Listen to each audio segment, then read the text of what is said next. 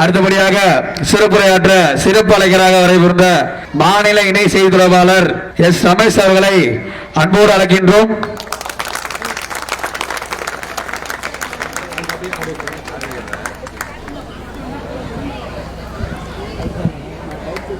அன்னை தமிழுக்கு முதல் வணக்கம். உயிரான தலைவர் தளபதிக்கு உயிர் வணக்கம்.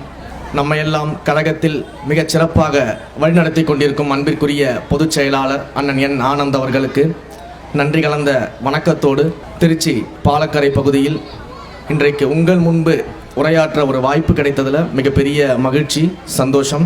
இன்னும் 8 மணி ஆயிடுச்சுன்னு சவுண்டே காணோம். பயப்பட வேணாம், சுருக்கமாக முடிச்சிடுறேன்.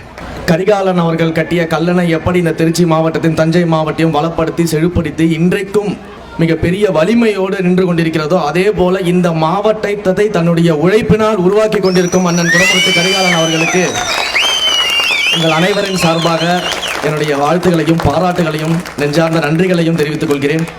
இந்த விழாவை மிகச்சிறப்பாக ஏற்பாடு செய்திருக்கும் மாவட்ட நிர்வாகிகள், பகுதி நிர்வாகிகள், கழகத்தின் தோழர்கள் அனைவருக்கும் கழகத்தின் சார்பாக நன்றியோடு பாராட்டிக் கொள்கிறேன்.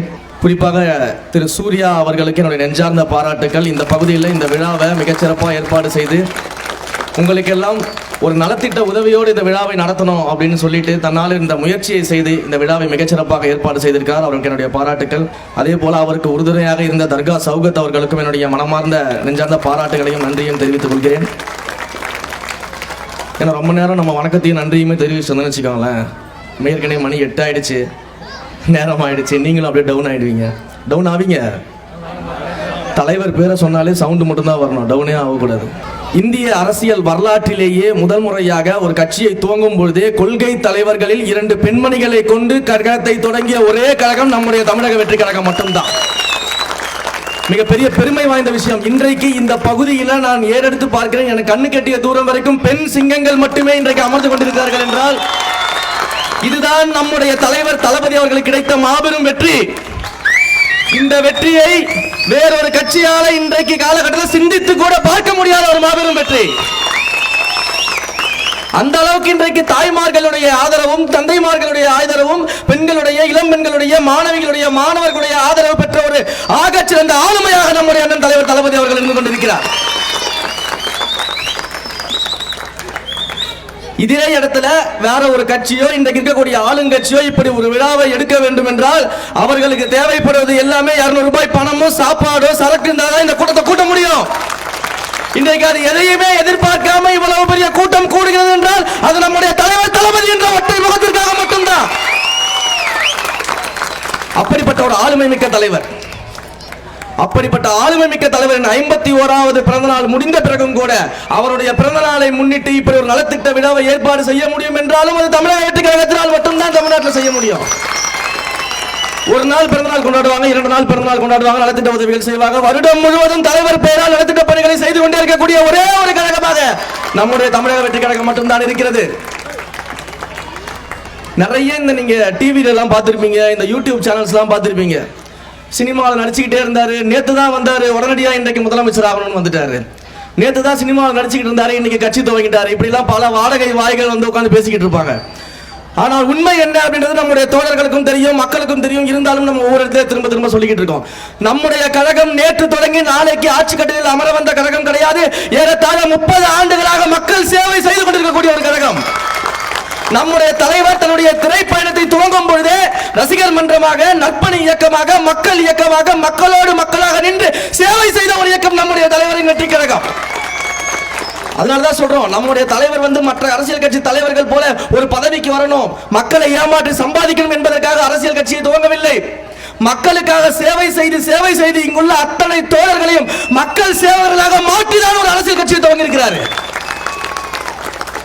இதையெல்லாம் மூடி மறைத்து இதையெல்லாம் மக்களுக்கு செல்லக்கூடாது என்ற ஒரு எண்ணத்தில் இவர்கள் என்ன பண்ணுவாங்க, டிவி சேனல்லாம் இவங்களுடைய ஆதரவாளர்கள் என்ற பேர்லையும், பத்திரிகையாளர்கள் அப்படின்ற பேர்லையும், அரசியல் விமர்சகர்கள் அப்படின்ற பெயர்லையும் தன்னுடைய வாடகை வாய்களை எல்லாம் இந்த ஆளுங்கட்சியினர் என்ன பண்ணுவாங்க, பேச வச்சு நேற்று தான் வந்தாரு, இன்றைக்கு உடனடியா வந்து கட்சியை தொடங்கிட்டாரு, நாளைக்கு முதலமைச்சர் ஆகணும்னு ஆசைப்படுறாரு, இதெல்லாம் நடக்காது அப்படின்னு பேசிக்கிட்டு இருப்பாங்க. உண்மையிலேயே நீங்கள் சிந்தித்து பார்க்கணும். 30 வருடமாக நம்முடைய கழகம் சேவையில் இருப்பவர்களை பார்த்து இந்த கேள்வி கேட்கிறார்களே, உண்மையிலேயே நேற்று வந்து இன்றைக்கு உடனடியாக துணை முதலமைச்சராக இருக்கக்கூடியது இந்த திராவிட முன்னேற்ற கழகத்தின் வாரிசு மட்டும்தான். ஏன் இந்த கேள்வியை யாரும் கேட்கறது கிடையாது? இதையெல்லாம் மக்கள் புரிஞ்சுக்கணும். ஏன்னா உங்களுக்காக உண்மையாக உழைக்கக்கூடிய, உங்களை நேசிக்கக்கூடிய, உங்களுடைய அண்ணனாக, மகனாக, தம்பியாக, பிள்ளையாக, உங்கள் வீட்டில் ஒருவராக நம்முடைய தலைவர் வந்ததை அவர்களால் ஏற்றுக்கொள்ள முடியவில்லை. அவ்வளவு பயம். இன்றைக்கு இவ்வளவு பெண்கள் இருக்கீங்க இந்த இடத்துல. உங்களுடைய மனசாட்சியை நீங்களே ஒரு தடவை கேள்வி கேட்டு பாருங்க. இவ்வளவு பெண்கள் இருக்கீங்க, மாணவிகள் இருக்காங்க, இளம் பெண்கள் இருக்காங்க, எத்தனை பேர் வேலை செய்பவர்கள் இருக்காங்க, தொழில் விஷயமா வெளியில போறவங்க இருக்கீங்க, பள்ளிக்கு போறவங்க இருக்கீங்க, கல்லூரிக்கு போறவங்க இருக்கீங்க. உங்களுடைய மனசாட்சி ஒரு தடவை நீங்க கேட்டு பாருங்க. தினசரி இன்றைய காலகட்டத்தில் பெண்கள் நிம்மதியாக, அச்சம் இல்லாம, பயம் இல்லாம வெளியில போயிட்டு வர முடியுதா? தினம் தினம் 3 வயது குழந்தையில் ஆரம்பித்து மூதாட்டிகள் வரைக்கும் பாதுகாப்பில்லாத ஒரு தமிழகத்தை இன்றைக்கு இந்த திராவிட முன்னேற்ற கழக ஆட்சி நடத்தி கொண்டிருக்கிறது. பெண்களுக்கு பாதுகாப்பு கிடையாது. இன்னும் சொல்ல போனா, சென்னையில் அண்ணா பல்கலைக்கழகம் உங்க எல்லாருக்குமே தெரிஞ்சிருக்கும். அந்த அண்ணா பல்கலைக்கழக வளாகத்திலேயே ஒரு மாணவியை பாலியல் துன்புறுத்தலுக்கு ஆளாக்கி அந்த மாணவியை மிக கொடூரமாக சித்தரித்து மக்களிடையே கொண்டு சென்ற ஒரு முக்கிய குற்றவாளி இந்த திமுகவை சேர்ந்தவர், திமுகவுடைய அனுதாபி. இப்படிப்பட்ட ஒரு சூழல் தலைநகரிலேயே இப்படிதான் இருக்கு. இந்த விவகாரத்தில் நம்முடைய தலைவர் என்ன செய்யறாரு? பெண்களோடு அண்ணனாக, அரணாக என்றைக்கும் நான் இருக்கிறேன், தமிழக வெற்றி கழகம் இருக்கும் என்று ஒரு கடிதத்தை எழுதுகிறார் நம்முடைய தலைவர் தளபதி அவர்கள். உடனடியாக நம்முடைய தோழர்கள், குறிப்பாக நம்முடைய பெண் நிர்வாகிகள், தமிழ்நாடு முழுக்க இருக்கக்கூடிய அனைத்து கல்லூரிகளின் வாசல்ல என்ன பண்றாங்க? தலைவர் எழுத கடிதத்தை பிரிண்ட் எடுத்து அங்க இருக்கக்கூடிய அந்த மாணவிகளுக்கு, மக்களுக்கு நம்ம கொடுப்போம். எங்க அண்ணன் இருக்காரு, எங்க கட்சி இருக்கு, உங்களுக்கு ஏதாவது ஒரு பிரச்சனை நீங்க எங்க கிட்ட வாங்க, நாங்க உங்களுக்கு பாதுகாப்பு தரோம்னு சொல்லி கொடுக்கிறதுக்கு போறாங்க.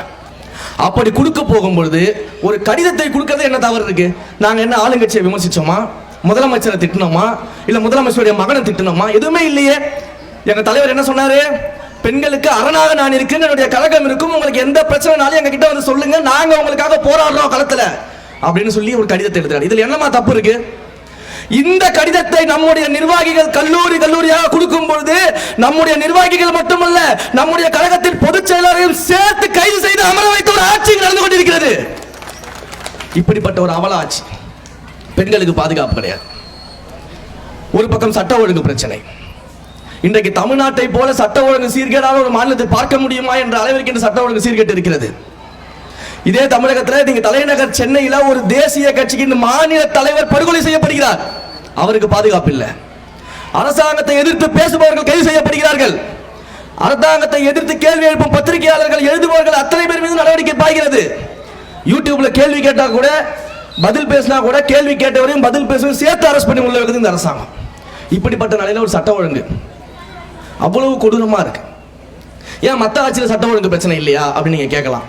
மற்ற ஆட்சியில் சட்ட ஒழுங்கு பிரச்சனை இல்லையா, இது மாதிரி நடக்கலையா, திருட்டு நடக்கலையா, கொலை நடக்கலையா, கொள்ளை நடக்கலையா அப்படின்னு நீங்க கேட்கலாம். நம்ம ஏன் இந்த திராவிட முன்னேற்ற கழகத்தின் ஆட்சியின் மீது மிக தீவிரமாக இந்த குற்றச்சாட்டை வைக்கிறோம் அப்படின்னா, ஒரே ஒரு உதாரணம் எல்லாருக்கும் புரியுற மாதிரி சொல்றேன், தெளிவா புரிஞ்சுக்கங்க. மற்ற ஆட்சிகள் எல்லாம் ஒரு திருடனோ ஒரு கொள்ளை கும்பலோ ஏதோ ஒன்று இருக்குன்னு வச்சுக்கோங்க, நம்ம நடந்து போகும்போது காலில் இருக்க கொலுசு திருடனா கொலுசை மட்டும் தான் திருடிட்டு போவான். இந்த ஆட்சியில மட்டும்தான் சுதந்திரமா காலோட சேர்த்து வெட்டு கொண்டு போயிடுவான். அந்த அளவுக்கு சட்ட ஒழுங்கு சீர்கேடு இன்றைக்கு நடந்து கொண்டிருக்கிறது தமிழ்நாட்டில். மிக கொடூரமாக நிலைமை. யோசிச்சு பாருங்க. திருப்புவனத்தில் அஜித் என்ற இளைஞர் ஒரு பொய்யாக ஒரு வழக்கில் அவரை கொண்டு போய் காவல் நிலையத்துக்கு கூட்டிட்டு போய் அவர் மேல ஒரு கேஸ் இருக்கு, கம்ப்ளைண்ட் இருக்குன்னு சொல்லி அந்த இளைஞரை கொண்டு போயிட்டு எஃப்ஐஆர் கூட அவர் மேல பதிவு பண்ணல, அவரை கோர்ட்ல ப்ரொடியூஸ் பண்ணல, எந்த விதமான நடவடிக்கையும் நேர்மையாக எடுக்காமல் இந்த ஆட்சியாளர்கள் என்ன பண்ணிருக்காங்க? இந்த காவல்துறை, முதலமைச்சருடைய கையில் இருக்கக்கூடிய காவல்துறை, இந்த காவல்துறை என்ன செஞ்சிருக்கு? அவரை கொண்டு போய் ஒரு தனிப்படை அமைத்து அவரை மறைத்து வைத்து அடித்து கொலை செய்திருக்கிறது. அஜித் என்ற இளைஞர் தமிழ்நாடு முழுக்க பதபதைக்கிறது செய்தியை கேட்கும் பொழுது. அதற்கு பிறகாக அந்த தகவல்களை எடுத்து பார்க்கும்போது மதுரையில் இருக்கக்கூடிய உயர்நீதிமன்ற கிளை கேட்கிறது, கடந்த 4 ஆண்டுகளில் மட்டும் இது போல காவல்துறையினரால் கஸ்டடியல் டெத் என்று சொல்லப்படக்கூடிய காவல் மரணங்கள் 24 பேர் காவல் மரணம் நிகழ்ந்திருக்கிறது என்று உயர்நீதிமன்ற கிளை நமக்கு கேள்வி எழுப்புது மதுரையிலிருந்து. இப்படிப்பட்ட நிலையில ஒரு சட்ட ஒழுங்கு இருக்கு. இந்த மாதிரியான ஒரு சட்ட ஒழுங்கு பிரச்சனை. நம்முடைய தலைவர் அதற்காக குரல் கொடுக்கிறார், நம்முடைய தலைவர் அதற்காக பேசுகிறார்.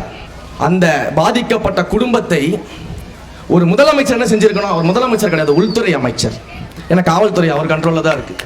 அந்த உள்துறை அமைச்சர் திரு மு.க. ஸ்டாலின் அவர்கள் என்ன பண்ணிருக்கணும்? தான் வாக்கு கேட்டு எந்த மக்களிடம் போய் நின்னாரோ. இதுல இன்னொரு விஷயம், இந்த ஜெய் பீம்னு ஒரு படம் வந்தது, உங்க எல்லாருக்கும் தெரிஞ்சிருக்கும், எல்லாரும் பார்த்திருப்பீங்க. நல்ல படம், எல்லாருமே பார்த்திருப்பீங்க. அந்த படம் வெளியான போது அந்த படத்தை பார்த்த இதே உள்துறை அமைச்சர் திரு மு.க. ஸ்டாலின் அவர்கள் வந்து ஒரு மேடையில் பேசுறாரு. அந்த படத்தை நான் பார்த்தேன்.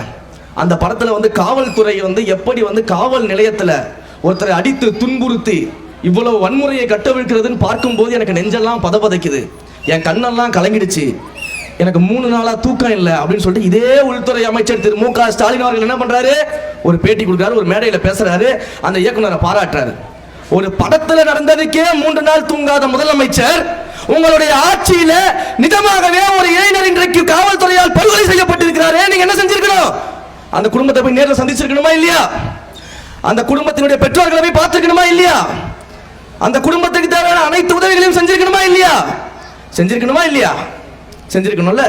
ஆனா நம்முடைய உள்துறை அமைச்சர் திரு மு.க. ஸ்டாலின் அவர்கள் என்ன செய்யறாரு? உடனடியா போன் கால்ல பேசுறாரு. யாராலையும் செய்ய முடியாத ஒரு விஷயம் போன் கால்ல பேசுறது. உடனே போன் பண்ணி அந்த குடும்பத்துக்கிட்ட பேசுறாரு. சாரிம்மா, மன்னிச்சிருங்க, நடக்கக்கூடாது நடந்துருச்சு, உங்க குடும்பத்துக்கு என்ன தேவையோ நான் செஞ்சு கொடுத்துட்றேன். தப்புன்னு அந்த பெற்றோர் வந்து எனக்கு செத்த புள்ளைய திரும்ப கொண்டு வாங்கன்னு கேட்டா கொண்டு வர முடியுமா? முடியுமா? அப்ப எந்த அளவுக்கு மக்களை துளி கூட நேசிக்காத ஒரு ஆட்சி இன்றைக்கு நடந்து கொண்டிருக்கிறது அப்படின்னு நம்ம பார்க்கிறோம். இன்னைக்கு வரும்போது தான் ஒரு செய்தி பார்த்தேன். அந்த இறந்திருக்காரே அஜித் குமார், அவருடைய சகோதரர், அவரையும் அழைத்து கொண்டு போய் விசாரணை என்ற பெயரில் இதே காவல்துறை தாக்குதல் நடத்தி இருக்குது. இன்றைக்கு அவர் மருத்துவமனையில் அனுமதிக்கப்பட்டிருக்கிறார், ஐசியூவில் இருக்கிறார். ஒரே குடும்பத்தில் இப்படிப்பட்ட ஒரு சூழல் நடந்து கொடுக்கும் போது ஐயா உள்துறை அமைச்சர் அங்க போய் பார்க்கிறது கிடையாது, அவருக்கு இதற்கெல்லாம் நேரம் கிடையாது. ஆனா திருநெல்வேலிக்கு போறாரு. திருநெல்வேலிக்கு போறாரு ஐயா உள்துறை அமைச்சர் அவர்கள் கட்சி நிகழ்வுக்காக. எதுக்கு திருநெல்வேலி போறாரு? கட்சி நிகழ்ச்சிக்காக போறாரு. மக்களை சந்திக்கிறாரா, மக்கள் பிரச்சனைகளை கேட்கிறாரா அப்படின்லாம் டிவியில நானும் ஆர்வமா உட்காந்து பார்த்துட்டு இருந்தேன். எதையாவது ஒரு மக்கள் பிரச்சனையை பேசுறாரா பார்ப்போம், மக்கள்கிட்ட போய் பேசுறாரா பார்ப்போம், என்ன நடக்குதுன்னு பார்க்கலான்னு பார்த்தா எனக்கு ஒரு அவ்வளவு கோபம் வருது. ஏன் அப்படின்னு கேளுங்களேன். திருநெல்வேலிக்கு போய் மக்களை பார்ப்பாரு. திருநெல்வேலி, தூத்துக்குடி மாவட்டம், தேனி மாவட்டங்களெல்லாம் அவ்வளவு கனிம வளங்கள் சுரண்டல் நடந்து கொண்டிருக்கிறது, அதையெல்லாம் போய் பார்ப்பாரு, அதையெல்லாம் சரி செய்வாருன்னு பார்த்தா நம்முடைய உள்துறை அமைச்சர் அவர்கள் என்ன செஞ்சிருக்காரு தெரியுமா? நேரா போய் இருட்டுக்கடை அல்வா கடையில அங்க இருக்க அல்வாவை டேஸ்ட் பண்ணிக்கிட்டு இருக்கிறார். ஒரு முதலமைச்சருடைய பணி, ஒரு உள்துறை அமைச்சருடைய பணி இருட்டுக்கடை அல்வா டேஸ்ட் பண்றது மட்டும் தானா அப்படின்னு நம்ம கேட்டா அவங்களுக்கு கோபம் வந்துடுது. இப்படிப்பட்ட சூழல்ல ஒரு ஆட்சி நடந்துகிட்டு இருக்குது. இது இங்க இருக்கக்கூடிய மக்கள் எல்லாம் புரிஞ்சுக்கணும். ஏழை எளிய மக்கள், நீங்களும் கூட அந்த கட்சிக்கு வாக்களிச்சிருக்கலாம், தவறு கிடையாது. ஏன்னா வேற வாய்ப்புகளே இல்லாம மாறி மாறி நம்ம ஒரு கட்சிகளுக்கே வாய்ப்பு அளிச்சிட்டு இருந்தோம். நீங்களும் வாக்களிச்சிருக்கலாம். ஆனா நீங்கள் இத்தனை முறை வாக்களித்து உங்கள் குடும்பம் முன்னேறாத போது அங்கு ஒரே ஒரு குடும்பம் மட்டும் உங்கள் வாக்குகளை வாங்கிக் கொண்டு வளர்ந்து கொண்டே இருக்கிறது. அது ஏன் என்று நீங்கள் யோசிக்க வேண்டும். அதை நீங்க யோசிக்கணும். 1000 ரூபாய் அனைத்து குடும்பத்தின் தலைவிகளுக்கும் நாங்க கொடுக்கிறோம் அப்படின்னு சொன்னாங்க. எலெக்ஷன் அப்போ எல்லாருக்கும் தெரியும், குடும்ப தலைவிகளுக்கு 1000 ரூபாய் கொடுக்கிறோம் அப்படின்னு சொன்னாங்க. எல்லாரும் என்ன பண்ணோம்? ஓட்டு போட்டீங்க. ஓட்டு போட்டு குடும்ப தலைவிகளுக்கு 1000 ரூபாய் கொடுக்கணும்னு சொல்ல எல்லா குடும்ப தலைவிகளுக்கும் 1000 ரூபாய் வந்துருச்சா? வந்திருக்காது. உடனே என்ன சொன்னாங்க? தகுதி வாய்ந்த குடும்ப தலைவிகளுக்கு மட்டும்தான் நாங்க 1000 ரூபாய் கொடுப்போம். அப்போ நீங்க தேர்தலில் வாக்கு கேட்கும் பொழுது தகுதியான குடும்ப தலைவிகளுக்கு மட்டும்தான் 1000 ரூபாய் தருவேன்னு சொல்லி வாக்கு கேட்டுக்கணும். எதுக்கு அனைத்து குடும்ப தலைவிகளுக்கும் 1000 ரூபாய் தரணும்? ஒரு பொய்யான வாக்குறுதியை கொடுத்து வாக்கு கேட்டீங்க. இதை நம்ம கேட்டா கோபம் வந்துருது. உடனடியா இந்த கோபம் வந்துச்சுன்னா நடிகர் பின்னாடி இருக்கிறாங்க, ஒரு நடிகருக்கு பின்னாடி இருந்து வந்திருக்கிறாங்க. இவர்களாம் ரசிகர்கள், இவர்களுக்கு எங்க அரசியல் தெரியும், இவர்களுக்கு என்ன அரசியல் தெரியும்? அவர் ஒரு நடிகர், இவங்க ரசிகர்கள். போஸ்டர் ஓட்டுறதுக்கும் திரைப்படம் பார்க்கறதுக்கு மட்டும் தான் இவங்களுக்கு நேரம் இருக்கும். இவங்களுக்கு மக்கள் பிரச்சனையை பத்தி என்ன தெரியும்? நாங்க வந்து 50 ஆண்டு காலமாக 75 ஆண்டு காலமாக அரசியல் இருக்கிறோம். நாங்க ஒரு ஆலமரம், புளிய மரம், வேப்ப மரம், இன்னும் என்னென்ன மரம்லாம் வாயில வருதோ எல்லா மரத்தையும் சொல்லுவாங்க. ஆனா அவர்களுக்கு தெரியவில்லை, இந்த ரசிகர் கூட்டம் இன்றைக்கு ஒரு மாபெரும் அரசியல் சக்தியாக, முதன்மை சக்தியாக எங்கள் தலைவர் தளபதி அவர்கள் மாற்றி இருக்கிறார். சாதாரண திரைப்படம் பார்த்துக் கொண்டிருந்த கூட்டத்தை இன்றைக்கு மாபெரும் அரசியல் பேசக்கூடிய இளைஞர் சக்தியாக எங்கள் தலைவர் மாற்றி இருக்கிறார். இந்த சக்தி 2026 தேர்தலில் உங்கள் ஆட்சிக்கு முடிவுரை எழுத போவது எந்த விதமான மாற்றம் கிடையாது. சரி, எங்க தலைவர் நடிகராக இருந்தாரு. நான் சொன்னது போல 30 வருஷமா சேவை செஞ்சுட்டு வந்தாரு. எங்களை எல்லாம் மக்கள் இயக்கம்னு ஒரு இயக்கமாக எங்களை மாற்றி பன்னெடுங்காலங்களாக நீங்க கூட பார்த்துருக்கலாம். இதே திருச்சியில கூட சுற்றி இருக்கக்கூடிய மாவட்டங்களில் கூட பல்வேறு இடங்களில் வெள்ள பாதிப்புகள் வரும்பொழுதும் சரி, கொரோனா பாதிப்புகள் வரும்பொழுதும் சரி, எத்தனையோ பாதிப்புகள் வரும்பொழுதும் சரி, உங்களுக்கு எல்லாம் வீடு தேடி வந்து உங்களுக்கு தேவையான பொருட்களை எல்லாம் கொடுத்தது நம்முடைய மக்கள் இயக்கமாக அன்றைக்கு இருந்தது. இதே பகுதியில் வாரந்தோறும் ரொட்டி பால் முட்டை திட்டத்தை செயல்படுத்திக் கொண்டிருக்கிறார்களே, அது நம்முடைய கழகத்தின் தோழர்கள் தான். வாரம் கர்ப்பிணி பெண்களுக்கு ஊட்டச்சத்து உணவுகளை கொடுத்துக் கொண்டிருக்கிறார்களே, இது நம்முடைய தோழர்கள் தான். விலையில்லா விருந்தகம் என்ற பெயரில் தினந்தோறும் மக்களுக்கு இலவச உணவு வழங்கிக் கொண்டிருக்கிறார்களே, இது நம்முடைய கழக தோழர்கள் தான். இத்தனை திட்டங்களை நாங்கள் சொல்லிக்கிட்டு இருக்கிறோம். இன்னும் ரத்த தான செயலி கொண்டு வந்தோம், கண்தான செயலி கொண்டு வந்தோம், முதியோர்களுக்கு ஊட்டச்சத்து உணவுகள் கொடுத்தோம், இலவச வீடுகள் கட்டி கொடுத்தோம். எங்கெல்லாம் மக்கள் பாதிக்கப்படுகிறார்களோ அங்கெல்லாம் நம்முடைய கழகம் நின்றது. இதுல ஒரு விஷயம் நம்ம முக்கியமா பார்க்க வேண்டியது இருக்கு. இவ்வளவு நலத்திட்ட உதவிகளை நாங்கள் செஞ்சுக்கிட்டு இருக்கிறோமே, இது எதையுமே உங்களுடைய வரிப்பணத்திலிருந்து நாங்கள் ஏமாத்தி செய்யல, உங்ககிட்ட பணம் வாங்கி செய்யல. இங்கு செய்யக்கூடிய அத்தனை உதவிகளும் நம்முடைய தோழர்கள் அவர்கள் சொந்தமாக சொந்த உழைப்பில் வேர்வை செய்து சம்பாதித்த பணத்தில் உங்களுக்கு செஞ்சிருக்கிறாங்க. இந்தியாவிலேயே வேற எந்த அரசியல் கட்சியாவது இது போல சொந்த பணத்தில் மக்களுக்கு சேவை செஞ்சு காட்ட முடியுமா? ஒரே கழகம் நம்முடைய தமிழக வெற்றி கழகம் மட்டும்தான். அப்படி நம்ம எல்லாம் வழிநடத்திய ஒரே தலைவர் நம்முடைய தலைவர் தளபதி மட்டும்தான். அதனாலதான் நாங்கள் மிக தைரியமா இருக்கோம். நாங்கள் மக்களிடம் செல்வதற்கு, மக்களிடம் பேசுவதற்கு மிக தைரியமா இருக்கோம். இலவச பேருந்து பயணம் கொடுக்குறாங்க மகளிருக்குன்னு சொல்லிட்டு. இவ்வளவு மகளிர் இருக்கீங்க, எத்தனை பேர் அந்த பேருந்து பயன்படுத்துறீங்கன்னு தெரியல. ஆனா இலவச பேருந்து பயணம் அப்படிங்கிறாங்க. அந்த இலவச பேருந்து பயணத்திற்கு ஒரு ஆளும் கட்சியினுடைய அமைச்சர், இன்னைக்கு அவர் அமைச்சரா இல்ல, முன்னாள் அமைச்சர், அவர் சொல்றாரு, ஓசி நாங்க உங்களெல்லாம் ஓசியில பயணம் பண்ண வச்சிருக்கோம். என்ன வார்த்தை அது அப்படின்னு நம்ம யோசிச்சு பார்க்கணும். நீ என்ன ஓசினா உங்க வீட்டு பாக்கெட்ல உன் பாக்கெட்ல என்ன பணத்தை எடுத்து மக்களுக்கு கொடுத்துட்டீங்க? இதே என் மக்கள் தான் அன்றாட வாழ்வில் செலுத்தக்கூடிய வரி பணத்தை வைத்து தான் நீங்க அவங்க கொடுக்குறீங்க. அப்புறம் எப்படி மக்களை பார்த்து ஓசின்னு சொல்ல முடியும்? இப்படிப்பட்ட நிலையில தான் மக்களை அவர்கள் வைத்திருக்கிறார்கள் இத்தனை ஆண்டு காலமாக. இதையெல்லாம் நாம் புரிந்து கொள்ள வேண்டும். நம்மிடமிருந்து வாக்குகளை பெற்றுக்கொண்டு நம்மை எப்படி இழிவாக இந்த ஆட்சியாளர்கள் நடத்தி கொண்டிருக்கிறார்கள் அப்படின்றத நீங்க புரிஞ்சுக்கணும். ஏன் இவ்வளவு தூரம் இதை நான் விளக்கமா எடுத்து சொல்றேன் அப்படின்னா, நாளைக்கு இதே பகுதிகளில் வாக்கு கேட்டு உங்ககிட்ட வருவாங்க 26 தேர்தலுக்கு வரும்பொழுது நீங்கள் அவர்களை பார்த்து திரும்ப இந்த கேள்விகளை கேட்கணும். இலவச பேருந்தை விட்டு எங்களுக்கு இலவசமாக பேருந்து பயணத்தை கொடுத்துட்டு ஓசின்னு சொன்னீங்களே, இப்ப எந்த முகத்தை வச்சுக்கிட்டு நீங்க ஓட்டு கட்டி வரீங்கன்னு நீங்க கேட்கணும். 1000 ரூபாய் அனைத்து குடும்ப தலைவர்கள் கொடுக்கிறேன்னு சொன்னீங்களே, அப்புறம் தகுதி வாய்ந்த குடும்ப தலைவர்களுக்கு மட்டும்தான் மாத்தி ஏமாத்துனீங்களே, இன்றைக்கு நீங்க எந்த முகத்தை வைத்து ஓட்டு கட்டி வரீங்கன்னு நீங்க கேட்கணும். நான் ஆட்சிக்கு வந்த உடனே நீட் தேர்வு ரத்து செய்து விடுவோம், அந்த ரகசியம் எங்களுக்கு மட்டும் தான் தெரியும். துணை முதலமைச்சர் அவர்கள் சொன்னாரு, இன்றைக்கு நீட் தேர்வு ரத்தாயிடுச்சா? ஆகல. அந்த ரகசியமும் தெரியல, இன்னைக்கு வரைக்கும் அவர் சொன்ன மாதிரி தெரியல. ரகசியமாவே போயிருச்சு, அவருக்கே மறந்துருச்சு, இல்ல ரகசியம் இல்லாம போய் சொல்லிட்டாருன்னு நமக்கு தெரியாது. நீட் தேர்வின் ரகசியத்தை இன்றைக்கு வரைக்கும் சொல்லவில்லை. நம்முடைய மாணவர்கள் நீட் தேர்வுக்கு பயந்து நீட் தேர்வில் தோல்வியுற்று அங்கே மரணித்துக் கொண்டிருக்கிறார்கள், தற்கொலை செய்து கொண்டிருக்கிறார்கள் நம்முடைய மாணவ மாணவிகள், குழந்தைகள் எல்லாமே. ஆனா ஆளுங்கட்சியுடைய அமைச்சருடைய பேர குழந்தை அதே நீட் தேர்வு எழுதிக்கிட்டு இருக்குது. அப்ப ஆளுங்கட்சியினுடைய குழந்தைகளும் பேர குழந்தைகளும் நல்லா படிச்சு வாழ்க்கையில முன்னேறி எல்லா வகையிலும் செட்டில் ஆயிடணும். நம்மை போல ஏழை எளிய மக்கள் கடைசி வரைக்கும் இவங்களை நம்பி ஏமாந்து போகணுமா அப்படின்ற கேள்வியை நீங்க கேட்கணும். அதற்காக தான் உங்கள் மத்தியில் நாங்கள் பேச வரோம். இவ்வளவு ஏற்பாடுகளை செய்து உங்களுக்கு உதவ வேண்டும் என்ற ஒரு எண்ணம், அதே போல இன்று நடக்கக்கூடிய இந்த அரசியல் நாட்டு நடப்புகளை நீங்க தெரிந்து கொள்ள வேண்டும் அப்படின்ற ஒரு எண்ணம், இதற்காக தான் நாங்கள் செஞ்சுக்கிட்டு. தலைவரை பார்த்து நடிகர் கூத்தாடி அப்படின்னு இப்போ அது ஒரு வார்த்தை. கூத்தாடியினுடைய ரசிகர்கள் யாரு? கூத்தாடியினுடைய ரசிகர்கள் யாரு? முதல்ல கூத்தாடி. இதே போலதான் புரட்சி தலைவர் எம்ஜிஆர் அவர்கள் அரசியல் கட்சியாக அதிமுகவை துவங்கி ஒரு மாபெரும் அரசியல் மாற்றத்திற்காக வரும்பொழுது அவரை இதே போல் கூத்தாடி என்று சொன்ன திமுகவை 10 ஆண்டு காலம் வீட்டில் உட்கார வைத்தார். புரட்சி தலைவர் எம்ஜிஆர் அவர்களுக்கு பிறகு இன்றைக்கு தமிழ்நாட்டில் மீண்டும் அதே நிலைமை திரும்பி இருக்கிறது. புரட்சி தலைவர் எம்ஜிஆர் அவர்களுக்கு பிறகு ஒரு மாபெரும் ஆளுமையாக நம்முடைய தலைவர் தளபதி அவர்கள் மீண்டும் அதே சாதனை நிகழ்த்த போகிறார். 2026க்கு பிறகு உங்களுடைய பண்ணையார் ஆட்சிக்கு மிகப்பெரிய முடிவு காத்திருக்கிறது. ஒரு கட்சி துவங்கும் பொழுதே உடனடியாக இப்ப அடுத்தது இந்த சமீப காலமாக ஒரு கேம் நடந்துட்டு இருக்கு, நீங்க பார்த்துக்கலாம். நம்ம வந்து ஏதாவது ஒன்று பேசிட்டோம்னா உடனே இவர்கள் பாஜகவின் பி டீம், பாஜகவின் சி டீம், ஏ டீம் அப்படின்னு பேசுறது, ஆர்எஸ்எஸ் கைக்கூலிகள்னு பேசுறது. அந்த பக்கம் இருக்க என்ன சொல்லுவாங்க, அவங்க திமுகவுக்கு மறைமுகமா உதவி செய்யறதுக்காக தான் கட்சி ஆரம்பிச்சிருக்காங்க அப்படின்னு பேசுறது. இப்படி மாத்தி மாத்தி கேம் ஆடுறது. இந்த நடுவில் ஒரு விஷயம் ட்ரெண்ட் ஆச்சு, நீங்க பாத்தீங்கன்னா தெரிஞ்சிருக்கும். இந்த பக்கம் வந்து திமுகவில் இருக்கக்கூடிய ஐயா துணை முதல்வர் அவர்கள் வந்து என்ன பண்ணுவாரு, அண்ணா அறிவாலயத்துக்கு முடிஞ்சாவா வந்து தொட்டுப்பார் அப்படின்வாரு. அந்த பக்கம் என்ன பண்ணுவாரு, நீங்க வந்து கமலாலயத்துக்கு முடிஞ்சா வந்து பாரு தொட்டு பாருங்க, சண்டை போட்டு ஒரு கேம் விளையாடிட்டு இருப்பாங்கல்ல. இது போல ஒரு சூழ்நிலை இங்க நிறைய நடக்கும்.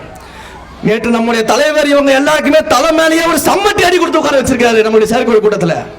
என்ன பண்ணார், கட்சி ஆரம்பிக்கும் போதே சொன்னார், மதவாத பிளவுவாத சக்தியான பாஜக நம்முடைய கொள்கை எதிரி, மக்களை சுரண்டி பிறக்கும் திமுக நம்முடைய அரசியல் எதிரி என்று சொன்னார். தமிழ்நாட்டிலேயே கட்சி துவங்கும் போது தன்னுடைய எதிரிகள் யார் என்பதை மிக தெளிவாக சொல்லிவிட்டு களமாடக்கூடிய ஒரு சிங்க தலைவர் நம்முடைய தலைவர் தளபதி அவர்கள்.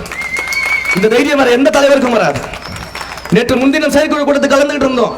தலைவர் என்ன சொல்ல போறாருன்னு பார்க்கறதுக்காக போயிருந்தோம். என்ன அறிவிக்க போறாரு, ரொம்ப முக்கியமான விஷயமா இருக்குமே, என்ன சொல்ல போறாருன்னு சொல்லிட்டு அறிவித்தார். நம் என்ன ஓட்டங்களை அறிவித்தார். ஒரு காலமும் மதவாத பிளவுவாத சக்திகளோடு கூட்டணி கிடையவே கிடையாது. பாஜகவோடு தமிழக வெற்றி கழகம் நேரடியாகவோ மறைமுகமாகவோ ஒரு காலமும் கூட்டணி வைக்காது என்று சொன்னார் நம்முடைய தலைவர் தளபதி அவர்கள். இப்ப என்னன்னா, இந்த வாழறி வாய்களுக்கு என்ன செய்யறதுன்னு தெரியல. இவ்வளவு நாளா இதை வச்சுதான் அவங்க மென்னுட்டு இருந்தாங்க, சம்பாதிச்சிட்டு இருந்தாங்க பாவம். இவ்வளவு நாளா வந்து தலைவர் அவர்களை இயக்குவது பாஜக தான் அப்படின்னு பேசிக்கிட்டு இருந்தாங்க. இன்றைக்கு அதுக்கு வழியே இல்லாம போயிருச்சு. ஒரே நாள்ல முடிச்சு விட்டார் தலைவர். இப்படி ஒரு சூழல் நடந்துகிட்டு இருக்குது. உடனடியா இதே ஒரு அமைச்சர் ஒருத்தர் பேசுறாரு. நாங்கெல்லாம் வந்து பாத்தீங்கன்னா இந்த தாவேக்காவையும் அதன் தலைவரையும் வந்து எங்களுடைய முதலமைச்சர் வந்து லெஃப்ட் ஹேண்ட்ல டீல் பண்ணுவாரு அப்படின்னு சென்னையில் ஒரு அமைச்சர் பேசுறாரு. ஏன் வலது கரத்தை வந்து வலதுசாரிகளுக்கு வாடகைக்கு விட்டுருக்கீங்களா பாஜகவுக்கு? ஏன் வலது கரம் வேலை செய்யாதா? ஏற்கனவே சட்ட ஒழுங்கை காப்பாற்ற இரும்பு கரம்னு சொன்னீங்க, இரும்பு கரம் வேலை செய்யல. இப்ப வலது கரமும் வேலை செய்யல, வலதுசாரிகளுக்கு வாடகை விட்டுருக்காரு. இப்படிப்பட்டவர். இன்னொரு இதே திருச்சியில் இருக்கக்கூடிய அமைச்சர் ஒருவர் பேசுகிறார். மாண்புமிகு அமைச்சர் அண்ணன் கே.என். நேரு அவர்கள் பேசுகிறார். என்ன பேசுறாரு, அவர்கிட்ட ஒரு கேள்வி கேட்கிறாங்க. தலைவர் விஜய் அவர்கள் வந்து பாத்தீங்கன்னா திமுகவோட கூட்டணி கிடையாதுன்னு சொல்லிட்டாரு. ஒரு கேள்வி கேட்கும் உடனே அவர் சொல்றாரு, நாங்க கூப்பிடவே இல்லையே அப்படின்னு ரொம்ப ஜாலியா ஒரு காமெடி பண்ணாராம்.